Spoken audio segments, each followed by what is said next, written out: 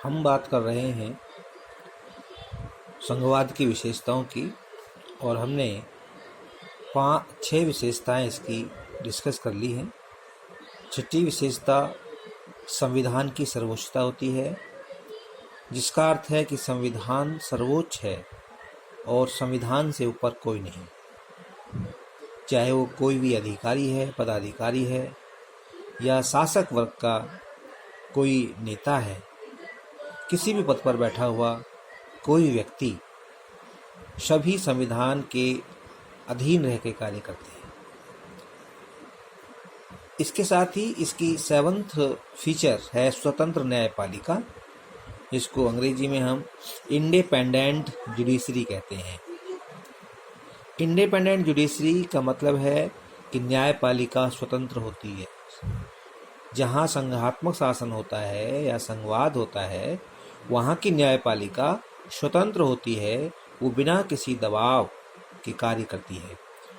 उसे हर प्रकार के हस्तक्षेप से स्वतंत्र रखा जाता है और ये इसलिए ज़रूरी है ताकि केंद्र और राज्य के बीच या केंद्र और नागरिकों के बीच या राज्य सरकार या किसी नागरिक के बीच कोई टकराव होता है या कोई विवाद होता है तो उस विवाद का समाधान न्यायपालिका स्वतंत्र रूप से कर सके, निर्भय होकर कर सके, बिना किसी दबाव के कर सके। इसलिए संघ शासन में न्यायपालिका को स्वतंत्र बनाया जाता है। भारत का जो न्यायपालिका है उसमें उच्च न्यायालय और सर्वोच्च न्यायालय शामिल हैं और दोनों को अपने अपने कार्य क्षेत्र में, अपने अपने क्षेत्राधिकार में स्वतंत्रता दी गई है, उसे कार्य करने की आज़ादी दी गई है और ना तो केंद्र सरकार और ना ही राज्य सरकार या राष्ट्रपति या राज्यपाल या कोई अन्य पदाधिकारी न्यायपालिका के ऊपर अनुचित दबाव नहीं डाल सकते। अगली जो विशेषता है संघवाद की, वह है न्यायपालिका संविधान की रक्षक होती है। न्यायपालिका संविधान की रक्षा करती है। संविधान की रक्षा का काम न्यायपालिका को सौंपा जाता है। यह संघवाद की एक बहुत ही महत्वपूर्ण विशेषता है। यदि यह विशेषता संघवाद में ना हो या संघीय सरकार में यह शक्ति ना हो तो फिर वहाँ का जो संघवाद है या संघीय शासन है वो अधूरा रहता है, क्योंकि यदि संविधान ही सुरक्षित नहीं रहेगा तो फिर संघवाद भी लंबे समय तक नहीं चल सकता। इसलिए न्यायपालिका को संविधान का संरक्षक, उसका रक्षक माना जाता है और न्यायपालिका संविधान को हर तरह के उसके ऊपर जो होने वाला हमला है उससे बचाता है और कोई भी अधिकारी या पदाधिकारी यदि संविधान का उल्लंघन करता है, उसकी अवहेलना करता है, उसके विरुद्ध जाता है, उसके विरुद्ध निर्णय लेता है, तो फिर न्यायपालिका को पूरा हक है कि वह उस निर्णय को या उस प्रस्ताव को या कानून को रद्द कर दे। भारत में सर्वोच्च न्यायालय ऐसा कर सकती है। यदि संसद द्वारा बनाया गया कानून किसी भी तरह से संविधान का उल्लंघन करता है या संविधान के दायरे से बाहर है तो फिर सुप्रीम कोर्ट को ये पूरा अधिकार है कि वो उस कानून को रद्द कर दे। इसी तरह से अगली विशेषता है न्यायपालिका की सर्वोच्चता, जिसे हम सुपरमेसी ऑफ जुडिशरी कहते हैं। सुपरमेसी ऑफ जुडिशरी ये है देखी जाती है व्याख्या करते समय। कई बार सर्वोच्च न्यायालय के पास इस तरह के विवाद आते हैं जिनमें कोई संवैधानिक प्रश्न छुपा हुआ होता है और जरूरत होती है कि संविधान की व्याख्या की जाए। संविधान का कोई ऐसा नियम है जिसके ऊपर टकराव है, केंद्र सरकार या राज्य सरकार के अलग अलग उसके ऊपर विचार हैं या राय है, तो उस स्थिति में फिर सर्वोच्च न्यायालय की शरण में जाया जाता है और सर्वोच्च न्यायालय फिर संविधान की व्याख्या करता है और सर्वोच्च न्यायालय द्वारा दी गई संविधान की व्याख्या अंतिम मानी जाती है ना। सर्वोच्च न्यायालय ने जो व्यवस्था दे दी वो अंतिम मानी जाती है। इसलिए कहा जाता है कि न्यायपालिका सर्वोच्च होती है। तो यह संघात्मक सरकार या संघवाद की एक अगली महत्वपूर्ण विशेषता है। नेक्स्ट फीचर है दो सदनीय विधायिका या द्विसदनीय विधानमंडल। ये विधानमंडल केंद्रीय विधानमंडल के विषय में हम बात करते हैं। विधानमंडल को हम अलग अलग नामों से जानते हैं। अगर हम भारत की बात करें तो भारत में विधानमंडल को संसद कहते हैं। तो भारत की जो संसद है उसके दो सदन हैं, राज्यसभा और लोकसभा। राज्यसभा ऊपरी सदन है और लोकसभा निम्न सदन है, निचला सदन है। और इस तरह से दोनों मिलकर के संसद का निर्माण करते हैं। इसमें दो सदन इसलिए होने जरूरी हैं ताकि एक सदन राज्यों का प्रतिनिधित्व कर सके। तो यहाँ पर जो राज्यसभा है वो राज्यों का प्रतिनिधित्व करता है और लोकसभा लोगों का प्रतिनिधित्व करता है। तो राज्यों को प्रतिनिधित्व देने के लिए, स्टेट को रिप्रेजेंटेशन देने के लिए विधायिका का द्विसदनीय होना जरूरी है और ये संघीय व्यवस्था में पाया जाता है। संघीय व्यवस्था की अगली विशेषता है दोहरी नागरिकता, डबल सिटीजनशिप। जहां पर संघवाद पाया जाता है वहां पर दोहरी नागरिकता भी पाई जा सकती है। ये जरूरी नहीं है कि हर संघवाद में या हर संघात्मक शासन में दोहरी नागरिकता हो, है। उदाहरण के लिए भारत में दोहरी नागरिकता नहीं पाई जाती जबकि भारत में संघवाद है। वहीं अमेरिका में दोहरी नागरिकता है, डबल सिटीजनशिप है। अमेरिका का प्रत्येक नागरिक दो नागरिकताएं प्राप्त है। अमेरिका का प्रत्येक नागरिक एक तो अमेरिका का नागरिक है, दूसरा उस राज्य का नागरिक है जिस राज्य में वो रहता है। तो वहां पर दोहरी नागरिकता है। संघवाद की विशेषता दोहरी नागरिकता हो सकती है। 12वां इसकी जो फीचर है या इसकी जो लक्षण है वो ये है कि राज्यों के अपने अलग अलग संविधान हो सकते हैं, उनके अपने अलग झंडे भी हो सकते हैं। अब यह भी एक सटीक इसकी विशेषता नहीं है। कई संघीय शासन में या संघवादों में हमने देखा है कि वहाँ पर एक ही संविधान होता है, एक ही झंडा होता है, जबकि कुछ ऐसे राज्य हैं जहाँ पर अलग अलग राज्यों के संविधान हैं, अलग अलग झंडे भी हैं। उदाहरण के लिए अमेरिका में एक तो अमेरिका का संविधान तो है ही, साथ ही अमेरिका के जो राज्य हैं उनको भी अपना संविधान रखने का अधिकार है। दूसरा, अमेरिका का झंडा है लेकिन अमेरिका के जो साथी राज्य हैं जिन्होंने मिलकर के अमेरिका को बनाया, अमेरिका को एक संघ बनाया, उन सबको अपने झंडे रखने का अधिकार है। लेकिन वहीं दूसरी ओर भारत है। भारत में हालांकि संघीय व्यवस्था है लेकिन फिर भी यहाँ पर किसी भी राज्य को अपना अलग संविधान रखने का अधिकार नहीं है और ना ही उन्हें अपना अलग झंडा रखने का अधिकार है। भारत का एक ही संविधान है और वह है भारत का संविधान, कॉन्स्टिट्यूशन ऑफ इंडिया। और भारत का एक ही झंडा है और वह है तिरंगा। अगली जो विशेषता है संघवाद की वह है दोनों स्तर की सरकारों के लिए राजस्व की व्यवस्था की जाती है। जहां भी संघीय व्यवस्था होगी वहां पर राजस्व की व्यवस्था की जाएगी। अब राजस्व जो कि इसको हम रेवेन्यू कहते हैं अंग्रेजी में, या फिर इसको हम धन संपदा कहते हैं, धनराशि कहते हैं, तो इसकी बहुत आवश्यकता होती है। राज्य का इंजन होता है। जैसे गाड़ी का इंजन है और अगर इंजन खराब तो फिर गाड़ी नहीं चल सकती। उसी तरह से अगर कोई राज्य अपने यहाँ राजस्व की व्यवस्था नहीं कर पाता है, अपने खर्चे चलाने के लिए उसके पास पर्याप्त धन नहीं होता, उसके धन के स्रोत नहीं है, उसकी आमदनी की स्रोत नहीं है, तो फिर वो राज्य लंबे समय तक टिक नहीं सकता, चल नहीं सकता, वो समाप्त हो जाता है या किसी और दूसरे शक्तिशाली राज्य द्वारा उसको गुलाम बना लिया जाता है। तो जहाँ पर भी संघीय व्यवस्था होती है वहाँ पर दोनों सत्रों की सरकारों के लिए यानी केंद्र सरकार और राज्य सरकार के लिए राजस्व की व्यवस्था कर दी जाती है। भारत के संविधान में भी यह व्यवस्था की गई है और ताकि दोनों सरकारों के अपने जो जरूरी खर्चे हैं वो चल सकें। तो ये जो महत्वपूर्ण विशेषताएं हैं, इनके अलावा और भी कई सारी इसकी संघीय सरकार की विशेषताएं पाई जाती हैं, लेकिन ये इनकी जो है मुख्य विशेषता है, प्रमुख विशेषताएं हैं।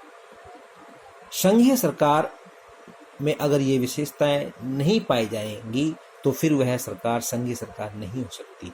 तो मूल विशेषताएं हैं ये संघीय सरकार की। अब हम बात करते हैं कि भारत की संघीय व्यवस्था या भारत की संघ सरकार की क्या विशेषताएं हैं, या भारतीय संविधान की कौन सी संघीय विशेषताएं हैं। क्योंकि भारत भी एक संघीय शासन प्रणाली है, भारत में भी संघवाद पाया जाता है।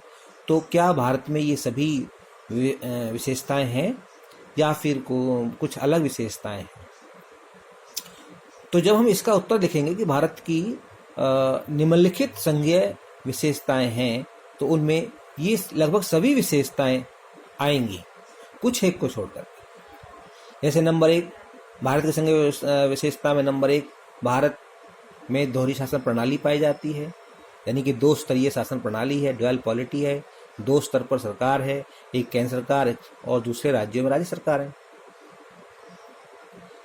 दूसरा, हमारे भारत में लिखित संविधान भी है।